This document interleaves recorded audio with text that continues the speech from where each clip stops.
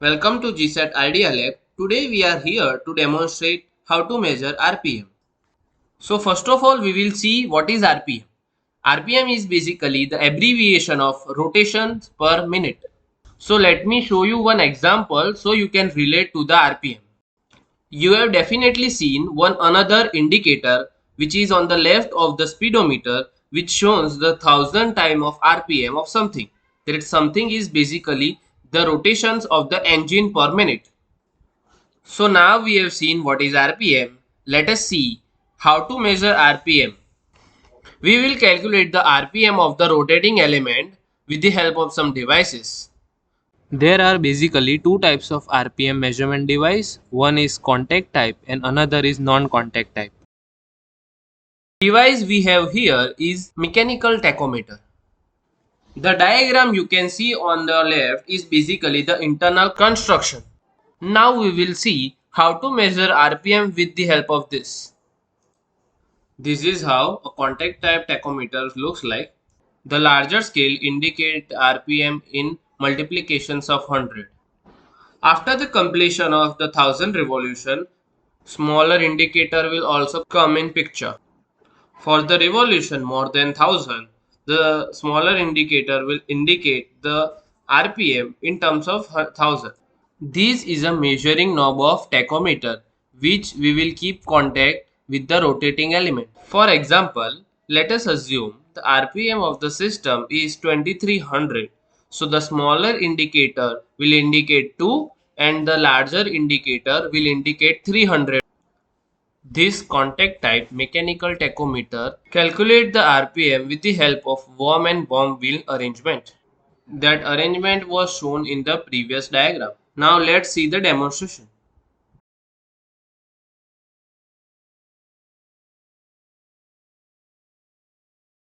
So as per the tachometer, the reading is 3050 RPM. After discussing contact type tachometers, now let us study a non-contact type RPM measuring devices, which are also referred as a digital tachometer. This digital tachometer, as shown in this first image, they appear as a very handy small tool which can easily be held in your single hand. One important prerequisite to use a non-contact type measuring device or a digital tachometer is that on the particular element for which the RPM requires to be measured, one reflecting tape has to be pasted over it. You can see for this pulley, if I require to measure the RPM, so in that case one reflective tape I require to paste over here. Basically that how many times the light reaches to the particular distance, to the particular mark, and it reflects back, that will be recorded by this sensor which is mounted on the bottommost part.